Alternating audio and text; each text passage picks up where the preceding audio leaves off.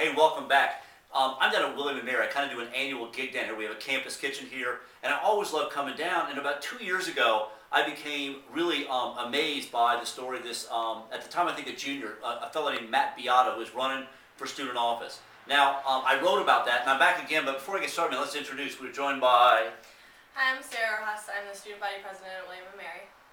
Hi, I'm Valerie Johnson. I'm the undersecretary for Virginia 21.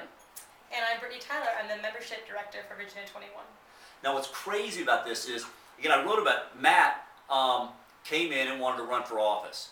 And what happened is he went to, and a lot of his friends went to register to vote in Williamsburg, and the registrar had kittens and said, in fact, sorry, man, you don't live here. And Sarah, you were a freshman then, right? Yes. So can you tell us a little bit about what happened?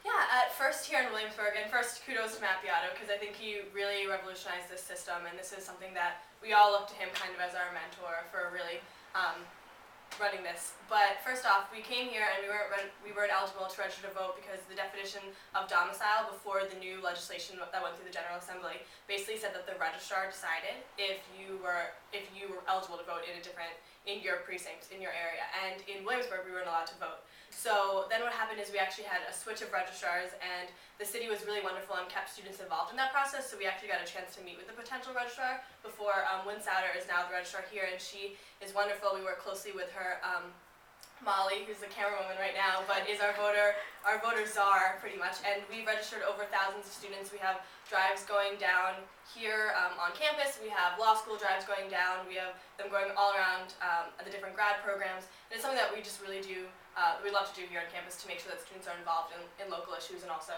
in the greater Virginia area. And like somebody's running this year, right? Somebody from the student council is running? There are talks. Oh, I'm sorry, that's right, it's Hush Hush, okay. Well, we'll wait and see, stay tuned. Now what's even crazier is, see, I knew about that, and I always thought, man, how cool is this? I mean, here's a student who, again, raised doing community service, but stepped up in the highest form to actually run for office. Told no, didn't take no for an answer, organized, took about 2 years, but won the right to vote in their town. Now what's crazier, and I didn't know until just now, was about Virginia 21. And can you tell us a little bit about this? Yeah, that issue was actually happening all over schools, all over Virginia. I was just at Tech and Radford, and they were telling me how, same story, they couldn't vote because the registrar was telling them, they were deciding whether they could vote there or not, but we heard from different students what was going on, and we decided that was not acceptable, and so we drafted that legislation, and it was actually just passed last session, and now it's a law that students are allowed to vote where they go to school. And so right here again at William and Mary in 2002, the idea of Virginia 21 kind of evolved. This idea was, look, kind of like what we're doing with V3, saying, look, as students, why aren't we engaged? Why aren't we voting here? This is our community too. And I'm surprised by the similarities because, again, very similar timing. Groups came up, and so I'm just really intrigued because Virginia 21 is the first. We're the first student PAC in the country, and we're now the largest one in Virginia. We have about 14,000 students involved in every 2- and 4-year public university or college.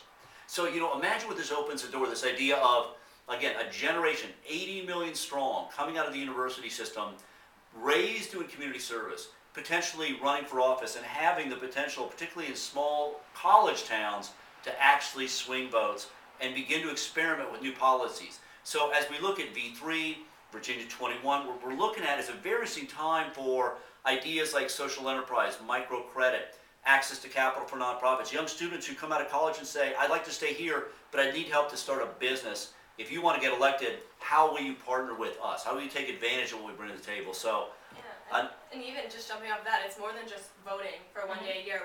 We organize people going to planning commission meetings. We're always tracking the retail opportunities that are coming into school. We work closely with the city council and the mayor. So I think it's also important that students know that it's more than just that one day showing up to the polls. It's actually engaging, getting involved, knowing the leaders of your city, and knowing what legislation is going up. And that's, I think, one of the great things about Virginia 21 is that they educate students, and that there's a call coming up for which politicians are going to be endorsed. Yeah, we endorse different candidates that support and promote higher education. So Thursday, I guess they'll be there. We're going to talk about it, and whoever's supporting our cause, we support them. So yeah, the same way. And again, we'll be in Richmond next week for a gathering with the Virginia Association of Nonprofits, Connect Richmond, Nonprofits Northern Virginia, a variety of groups who are coming together to talk about what we have in common. But again, after that, going to both of the candidates for governor and saying, look man, you want to get elected, you better have a plan for how you're going to channel the energy of 80 million young people who've been volunteering, a generation of older people who want to volunteer, the nonprofit sector, which makes up 10% of the economy. If you don't have a plan, man, you don't get a vote. It's true. So anyway, We're paying attention. You Yeah. bet. And anybody who thinks this generation is apathetic, meet three badasses here. They are changing the old Dominion. And they are one of many, and they are mighty. I'll see you down the road. Thanks very much.